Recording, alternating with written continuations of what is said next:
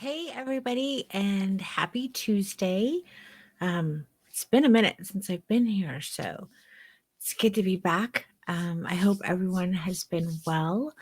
For those of you that I missed at WPPI, I'm sorry that I missed you.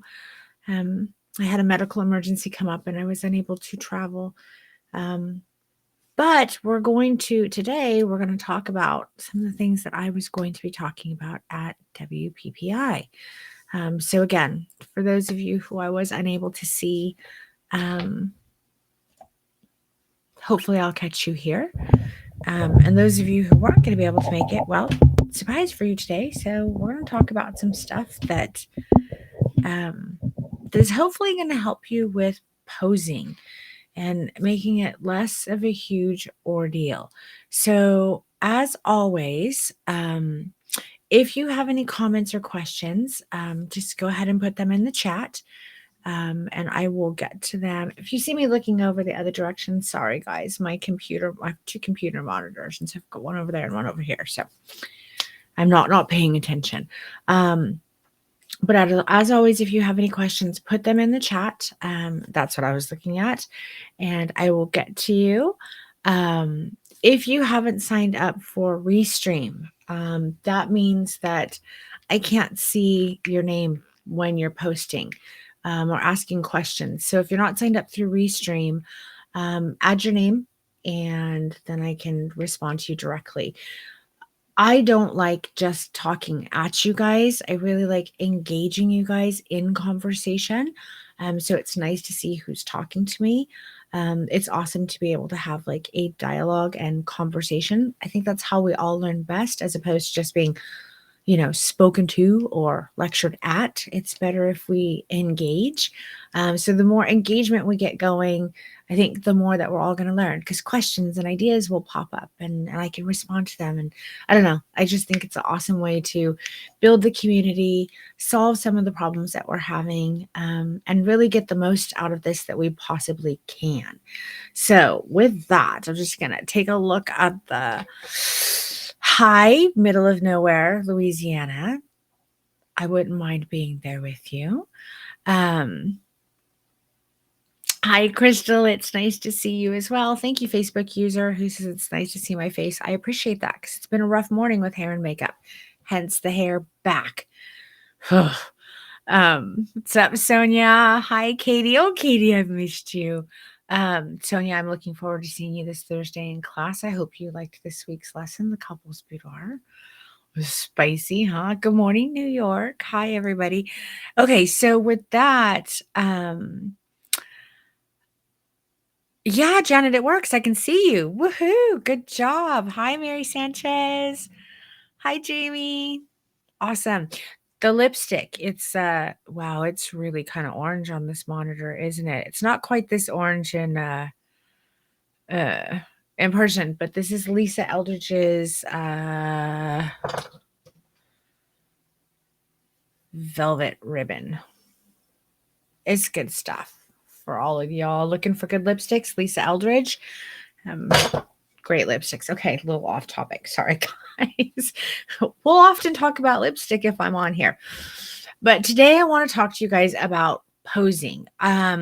Just let me know in the comments how many of you are struggling with posing.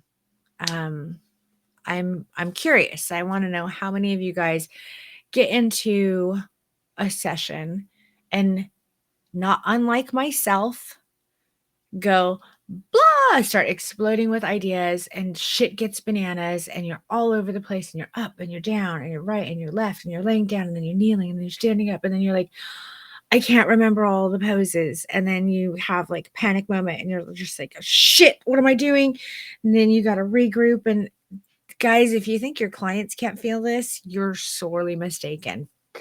We subconsciously read energy and we read the room. And I understand this predicament very well because, quite frankly, it's something that I struggle with and I have to continually practice categorical thinking, and changing the way that I work with posing my clients. So I'm not talking to you from like up on high, like I'm perfect. This is a practice that I have to practice regularly. Um, I'm just gonna check you guys out. So y'all are struggling with freezing too. Yes, to all of it. Mind blanks. Yeah, it's a real thing. Struggle with keeping poses, keeping focused, and then I forget my poses. Yep. Shit goes bananas often. I'm sorry, Crystal. I know. Need help with face posing. Want more emotion? Well, if you want that, you need to sign up for the strip down course. That's where I help you with that. But today we're going to talk about creating space in your brain so that you can be calm and organized. Like, how wonderful does that sound? Being calm and organized and peaceful and methodical, and free up all this space to just be creative and create an amazing session for your clients without being so stressed about all of the posing. I think posing guides are probably one of the biggest selling things in education in our industry. And I would venture to guess that many of you watching have like purchased multiple posing guides, and you're still like, ugh, posing. There's two things wrong here. Posing in and of itself is not enough. You need to know how to coach and direct your clients to create authentic connection, and to get true emotion. But if we just get down to the posing part, I think we get so incredibly overwhelmed that all the information that we have consumed just like goes out the window. And then we're just like, oh, now what? So with that, let us jump in. I've got a little presentation for you guys today. So I am going to share my screen. I think we're going to work on that. Here we go. Yep, sharing my screen. In this capacity, bear with me, guys. Y'all know I am technologically challenged. Okay, sharing. And okay, so can you guys let me know, one, that you can still hear me, and two, that you can see the presentation I put together? Someone put in the comments that you're seeing and that you're hearing this. That would be most awesome.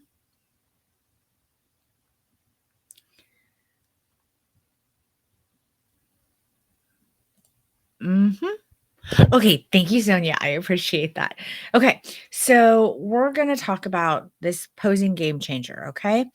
So, and at any point, if you have questions, put them in there, and I will come back to them. I'm going to go through this presentation. I might stop periodically through here, but put your questions in, and we'll get them to them. We'll get to them for sure. Okay, so when we heavily try and like memorize posing routines, it really limits our focus until almost all of the creativity is sucked out the window and we're completely overwhelmed. So you buy this posing guide and then that posing guide and then the other posing guide, and you're like, okay, you've pinned all of these images to Pinterest. You have a bunch of shit on your phone. You think you have everything memorized, but it's completely overwhelming, right? We try and memorize all of this stuff and we get totally overwhelmed with it. How many of you out there have experienced this, like this complete overwhelm when you're trying to memorize, like, okay, I'm going to do all of this, and then I'm going to do all of that, and I got to get all of this, and I got all of it. Oh shit. And there's that thing I pinned to my Pinterest board that I want to get. And oh, from that posing guide that I bought 6 years ago. And then the other one I bought last month. And then there's that one that I got a couple of weeks ago. And yeah, I want to get that pose. And you're just like, oh shit, how can you keep it all in your head? It's like, I was working on Reels the other day, and I was trying to create like a list of music that I wanted to use, because I don't want to use the same old music everyone's using, because Instagram Reels get like monotonous, you guys. And I'm like popping off with all this stuff, right? All of these songs, all these artists are coming to my head, and I had someone writing it down and they couldn't write fast enough. And when I would try and get back like 10 steps to one artist, I'm like, well, shit, there were too many things that just popped out of my head. I can't get back to that person that you missed. Like, we need to record this, right? So that's how I did it going forward. But it was the same type of phenomenon. My brain was going so fast that I couldn't hold on to everything. And that's actually a biological and physiological thing that happens. It's not just like Denise's brain can't remember things and she sucks. That's how we are wired. So let's keep going. So this is the common mistake that I see so many hesitant and unsure photographers making unknowingly all the time. And I used to do it as well. And again, it's still a practice for me. I'm not perfect at it. I'm not speaking from upon high. It's still something that I practice. It's getting away from completely memorized posing. And I know a lot of you guys are probably like, "Oh, no, like I have to do memorized posing." Just hear me out, okay? Stick with me. Heavily memorized posing routines can also limit our focus again until all of the creativity we have is gone and we're just stuck, and that's where you get those like really wretched, horrible blank moments. And again, your clients feel those things. If you think they don't, you're 100% kidding yourself and you are wrong. They feel it, they get it, it makes them uncomfortable. Then your images start looking uncomfortable, you're losing emotion, everything just starts going downhill when that happens. So, the existing guidelines that we've learned to use with our cameras, think about it, right? They allow us to control the outcome of the image without being overwhelmed by possibilities. And they leave you with a set of options to nail your purpose. So, for example, we've learned to use ISO. We've learned to use our shutter speed. We've learned to use our aperture, right? And we've learned to use our focus. When we're getting like a particular set of shots in a particular lighting scenario, we set the ISO, we set the aperture, we set our shutter speed because that's the lighting scenario we're in, and we go. Can you imagine if you had to think of, instead of just setting that, right, for the situation you're in and then going, can you imagine having to think of all of the possible scenarios with shutter speed, ISO, aperture, and focal points? You just like your brain would explode. You can't, there's no way that we can do that, right? So that's why when we get into a particular setting, let's say we're working on, a set that's close to a window, and there's a lot of hard light coming in, let's say. We take our shutter speed to like 125, we put our aperture at 2.8, and then we might take our ISO down to like 100, or maybe we have to bump up our shutter speed. We get a test shot, we got our image. Okay, cool. Now we can work within this framework instead of going back and forth with all of the different possibilities that we could use within this little camera of, all the technicalities. Your mind would explode. Again, we can't do that. We nail it, we nail our focus, we nail our aperture, we nail our shutter speed, we nail our ISO, and now we're good to go, right? It's like, okay, got that. Moving on. Now I can take my pictures. So that's what categorical thinking and posing is going to do for you. So it says, what is categorical thinking and posing? But it is creating that space, like understanding setting up our cameras, right? Setting up for a certain scenario. It's going to be setting us up to be free in a particular situation, environment, so that we don't have to think about all of the crazy possibilities. So, and the reason we want to do this is because our brain, it's a psychological organ that actually reserves energy, or it's a physiological organ. I'm sorry. It's a physiological organ that actually reserves energy, just like every other part of the human body, right? So we're built to conserve energy. If you think about it, as we evolved or through evolution, cavemen weren't out going for jogs, right? They didn't need to like go to the gym and work out. Like if they were running, it's because they were chasing food, they were running from danger, or they might have been running after a mate or something like that. But they didn't exert all of this energy. And And our bodies have evolved this way and are still evolving this way. We haven't like fully evolved to like um what happened during the technological and industrial revolution, right? So our body looks for the path of least resistance, and our brain is part of our physiological body. It's an organ in our physiological body. So it's always looking for the path of least resistance. If you're making it do too much work, it's going to shut down on you. It's going to shut down so that it conserves energy. It doesn't work that way.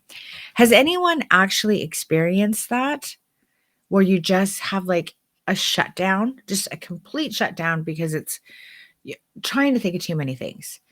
If you have, that's basically evolution at work, and your body is like, stop, can't do it, right? So we want to find ways to work around that. So posing itself is full of brain resistant thinking because there are so many possible outcomes that our brain, it literally stops itself from moving forward. And that's where you get those blank moments.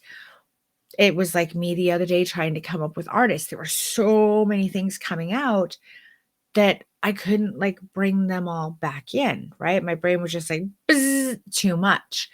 It's the same thing when we go into a session and we have all of the different posing guides and all of the stuff pinned to Pinterest and all of the ideas and the stuff we've seen other photographers do in groups. And oh my God, we have to do all this stuff. And then you get in there and you're like trying to think of all of it. And eventually your brain just like short circuits on you. And it's like, nope, you're going to freeze because I can't remember any of this. And that's where these awful blank moments come from. I want to help you guys alleviate these. We want to stop having these blank moments. So, categorization is actually a way to save energy in our minds because it's impossible to remember hundreds of poses in a session. So we want to start looking at categorization. That's a fun word to say. We want to start using that as a tool to free up space in our minds. So think of it this way.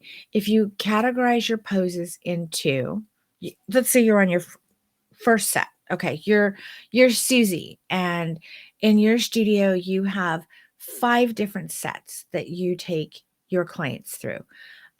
Or you're Dan, and in your studio you have 2 sets to work on with your clients. Okay, works the same way for both of you. Um, if you're Susie and you have all of these sets, every time you approach your first set, you're like, okay, I'm going to start with my standing poses. And that's all you have to think about. That's it. You're not worried about where she's going to sit, where he's going to kneel, where they're going to lay. None of that kind of stuff. All you have to focus on are your standing poses. That's it. Can you imagine going into a session and only having to think about this one particular thing? Oh my God, now there's like this whole world of possibilities. What are all the awesome things that I can do standing up? Well, I can stand her up against the wall, right? I can stand her next to a window. I can stand her at the post of the bed. I can stand her next to the chair. I can stand her with the back to the chair. I can stand her facing the chair. I can stand her leaning over just a little bit. I can stand her with her back to the wall and the head this way. I can stand her with the hand to the hip and the hand to the head. Dude, it just goes on and on and on, right? And you've eliminated all of these other categories that you were thinking about going into the session. And you're just focused in this one categorical place. And then all of a sudden, it's like this, I don't know, it's like this paradise kind of opens up for you because you're free of all of the other things that you need to be thinking about. And you get to be present and in the moment with your client in just this one foundation and just this one category of posing. And when you've exhausted all the wonderful, awesome, weird, I like doing the weird poses, weird, fun shit you can do, then you can move on to your next category. I'm sure I've gotten well ahead of myself. Sorry, guys. But if you categorize posing into similar elements, like I was just talking about, it becomes much easier to approach all of these possibilities. So, for example, we have standing in harsh light. We're standing outside in harsh light. There are 5 million different things we can do. Oh my God. Think of all the things that you could do. I could have pushed her up further up against the fence. I could have done the things that I've done. We've got more here. I shot from below. I shot from above. I actually did go in a circle around her, but there was stuff behind me that I didn't like it. You went from different angles. I worked with different emotions. I had her in hands engaging in different ways. I worked with different poses and I was just free and it was awesome. Like it is so awesome to just clear your mind of all the clutter and be able to focus on the beauty that's inside your client and pull out all of those gorgeous emotions and get all of the fun posing and try, shoot from above, shoot from below, um, step back, step in, go around to the right, go around to the left, go around to the back, punch in tighter. Oh my God, so much that you can do, right? Just taking a look. So I'm gonna answer these questions really quick and we're gonna get to this. Okay, so someone says, I love that way of thinking. Wow, it's so simple, but so hard to get out of my head in the moment. I need to try it. Yes, you definitely need to try it. And I promise you, it definitely is a practice because when you walk into your studio, we're all like, accustomed to the way it is that we're working with our clients. We might even have like a posing routine that we have memorized and we use, and that's fine. But think about breaking your posing routine up. If you have your best selling, top poses, stick with them.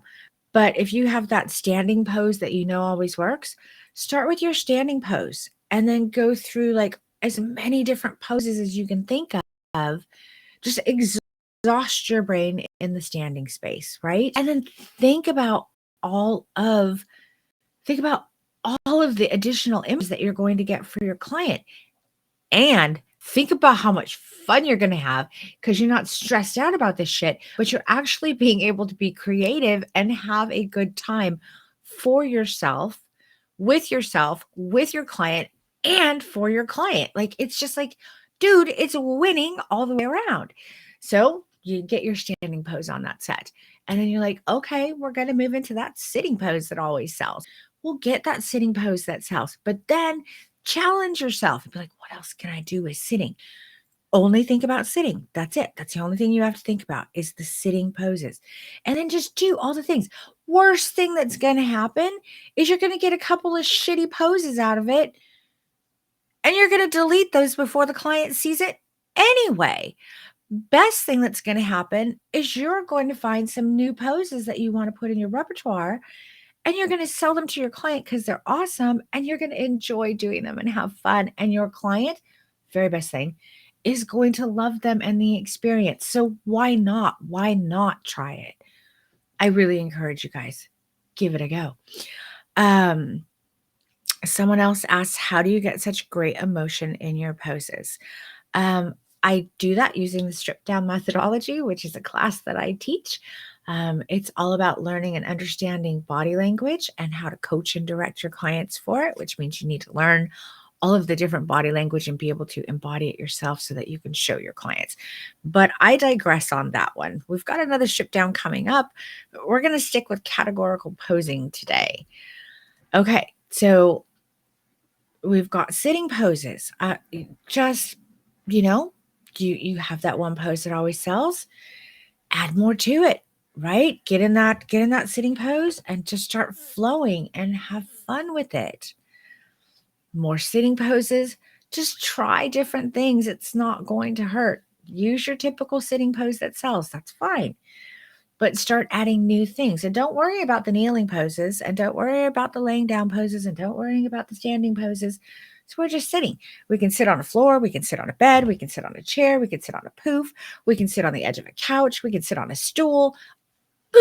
The possibilities are endless, but not overwhelming when you're just working within that one categorical foundation.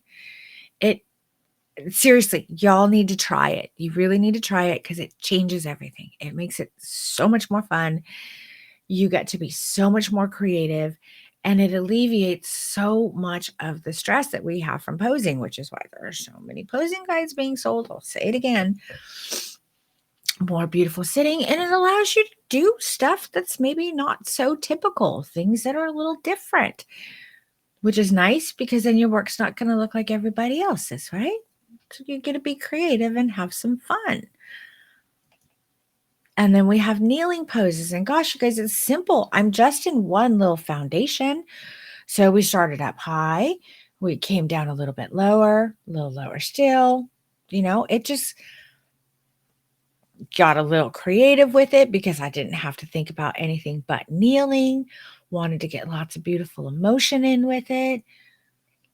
And there are a million things. Okay, so this is clothed, obviously, and I wanted to put this together for boudoir photographers and any type of portrait photographer, which is why we're seeing various states of dress and undress, because it works in every single genre when you're directing your clients. So if you're shooting weddings as well as shooting boudoir, this works for weddings. Just do all of your clients' standing poses first, then move to their sitting poses. Typically not going to have kneeling poses. You might have a couple of laying poses. If you don't, you probably should. But even further, if you're working with a wedding couple, do all the poses where they're facing each other. Then do all the poses when one person's facing you. And then do all the poses when the other person's facing you. And then do poses where one has their back to the other. And then do all of the embrace. Like, create your categories, right? And work within them. And then you're not like, all over the place, right? Okay. So we've families too, maternity, high school seniors. I don't care. It works. It works with every kind of session we're talking about.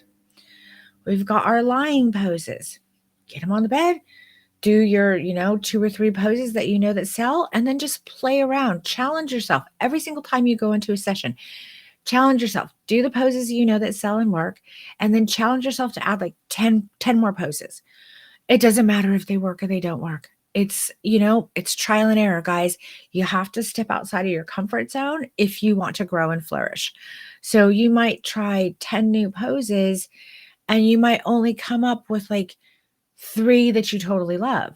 But now you have 3 more poses that you totally love that are in your lying foundation.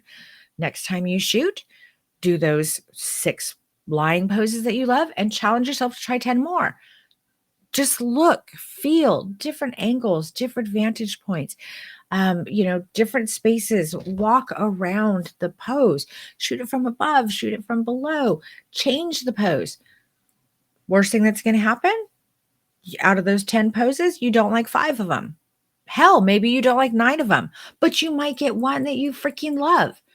Now we've got another pose that we can add to our repertoire of poses that we know clients love and sell. And you're free again. You're free of all of that negative, like, what am I going to do?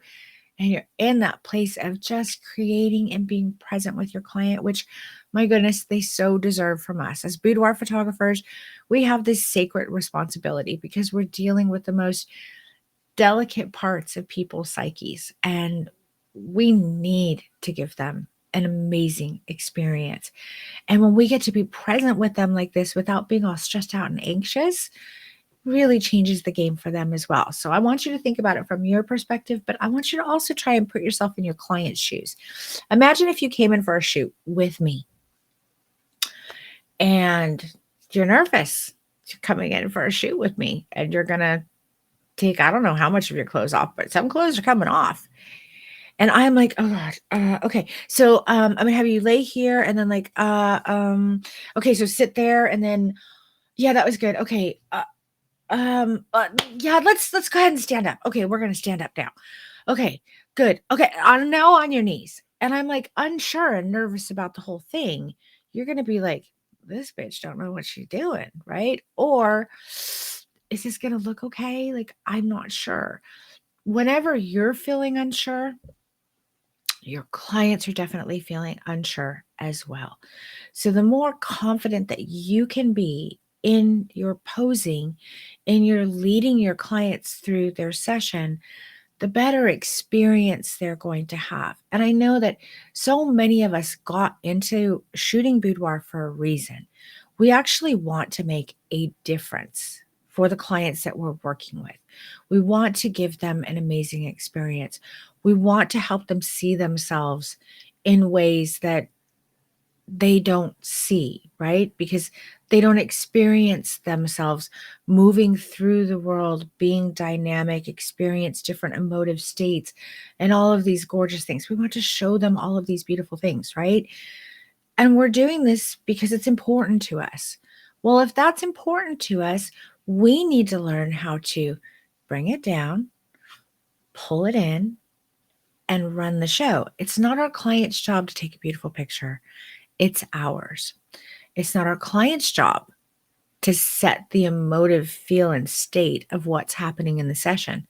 It's ours. And so this tool that I'm hoping to give you guys today is one of the ways that you can create an even more phenomenal experience for your client, as well as fucking kick-ass images, right? Because you're not so scattered and all over the place.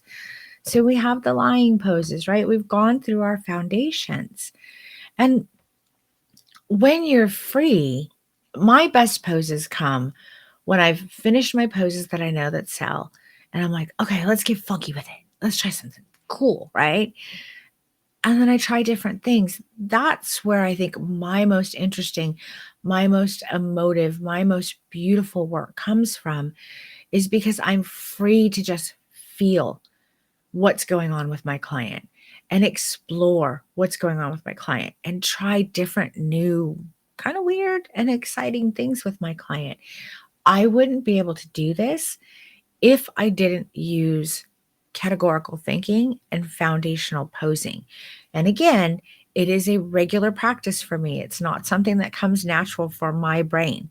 My brain is not a tidy place by any stretch of the imagination.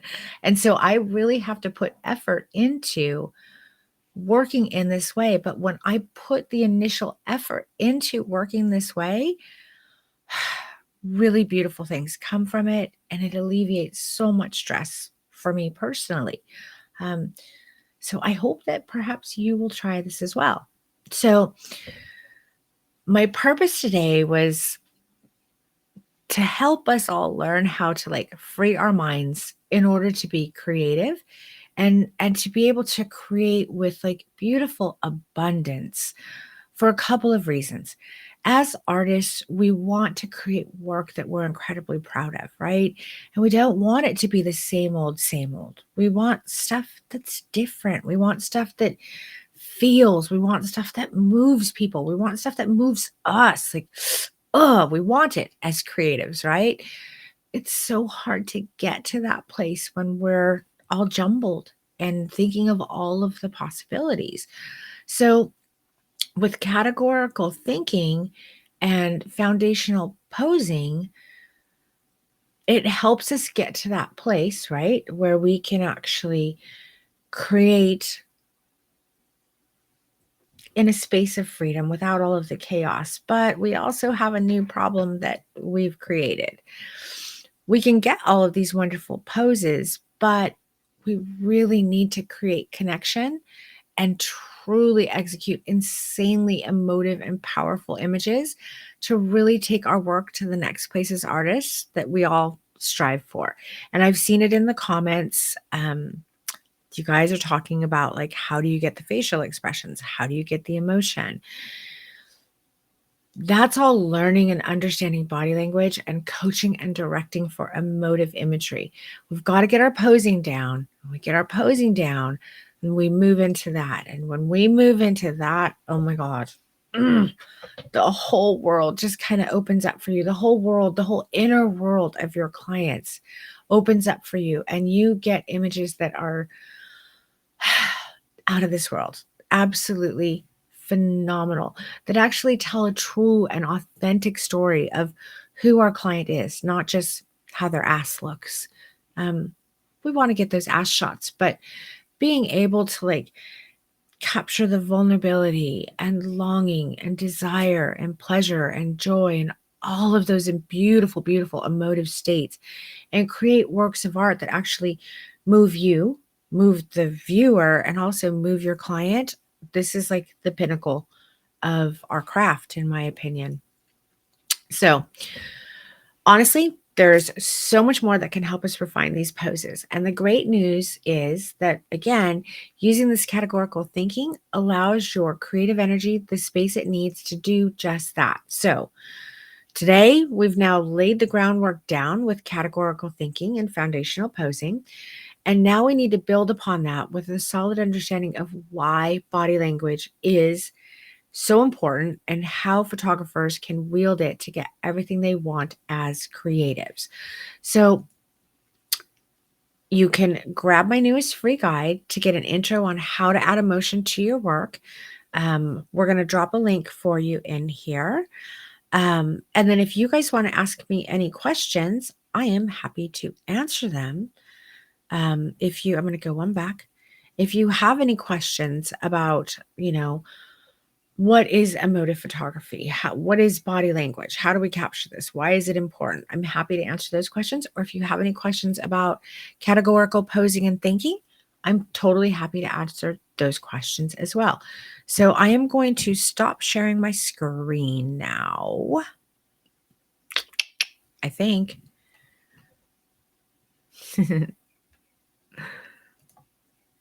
Okay, there we go. Yay, I did it. And I am going to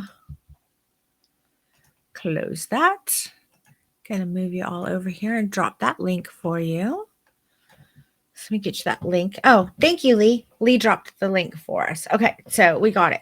So do you guys have any questions that I can answer for you today about categorical thinking, posing, why emotion and imagery is important, how it's important, any of that good stuff? Sorry, guys, my hair is bothering me. I need to fix this. This is such a mess. Blah. I'm waiting on questions, people. Like I said before, I'm not a huge fan of speaking at people. I really like interacting with you all. And I would love to answer any questions that you might have. Not seeing anything. Well, the guide is really good too. If you guys don't have questions you want to ask me, the guide is going to walk you through on how to coach for an emotion. And there's a video in there as well. So there's a video of me teaching you how to coach for an emotion and understand the body language and all of that good stuff. I'm just going to go through, see if there were any questions.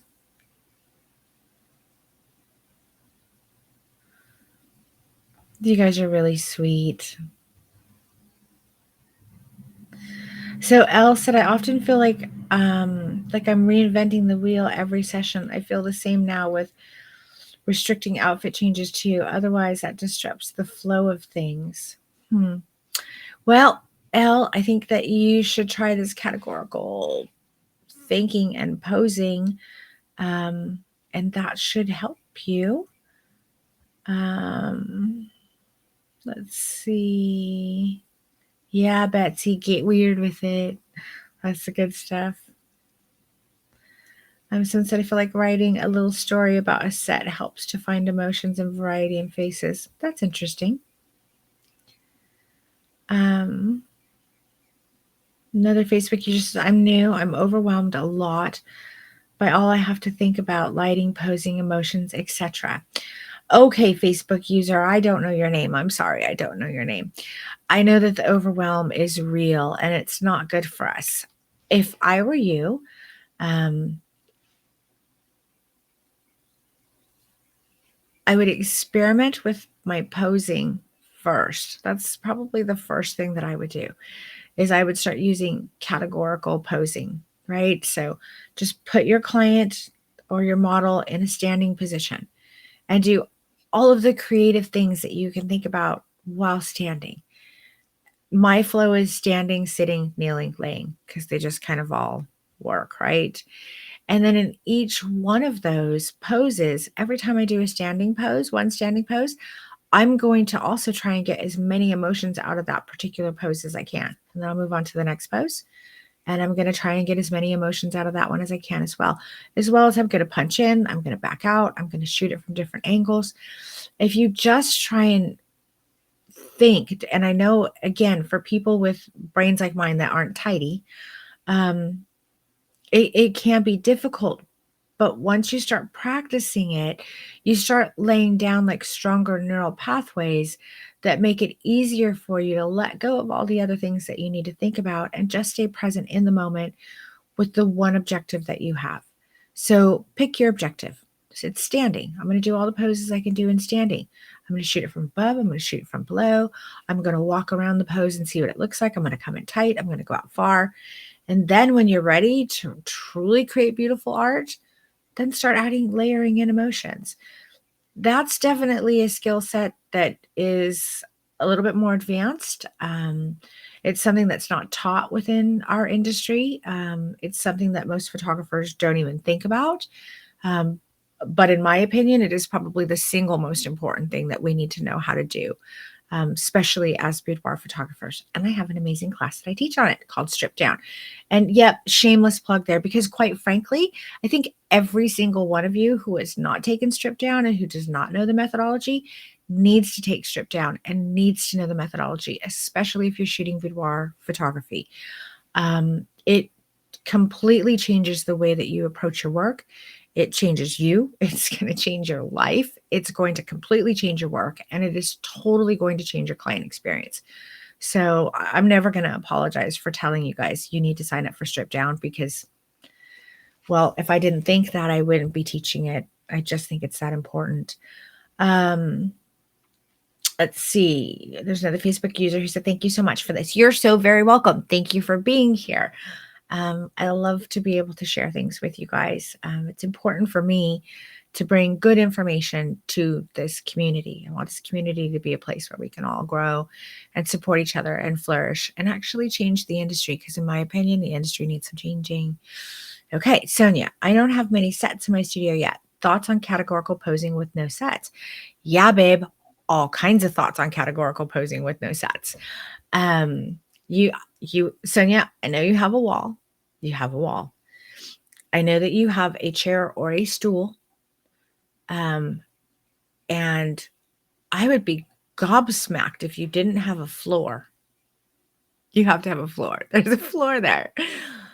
Babe, there are so many poses that you can do up against a wall. It's bananas. You just have to get into that foundation and then get creative with it, with a chair, with a stool. I mean, and you can multi-purpose that chair and stool. You can do standing poses with the chair and stool, right?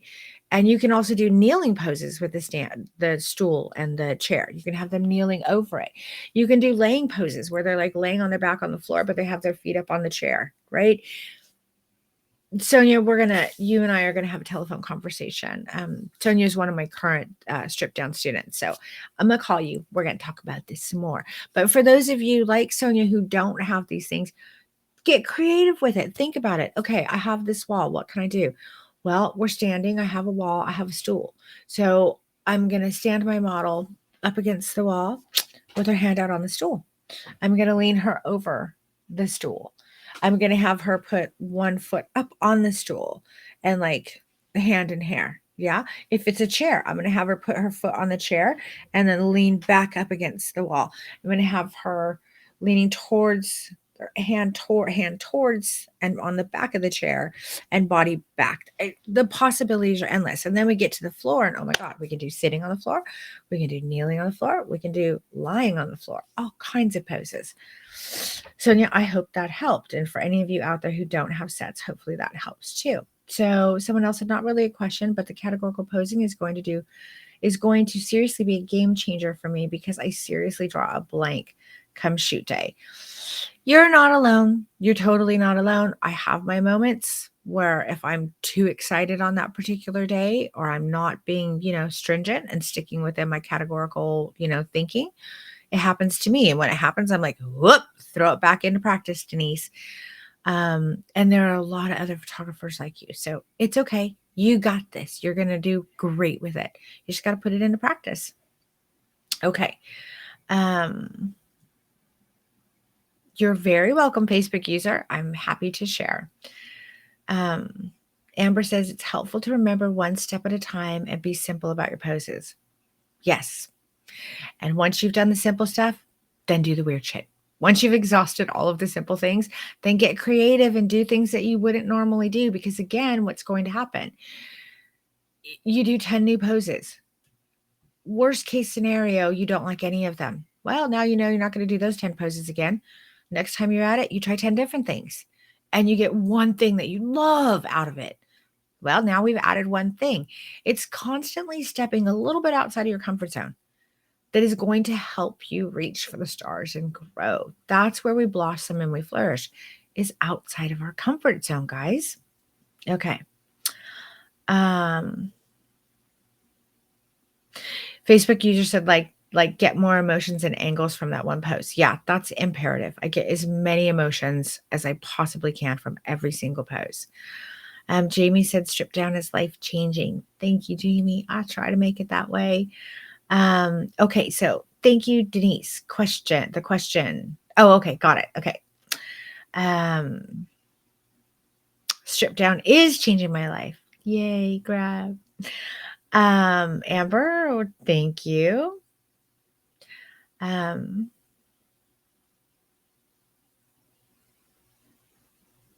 Amber made a good point here.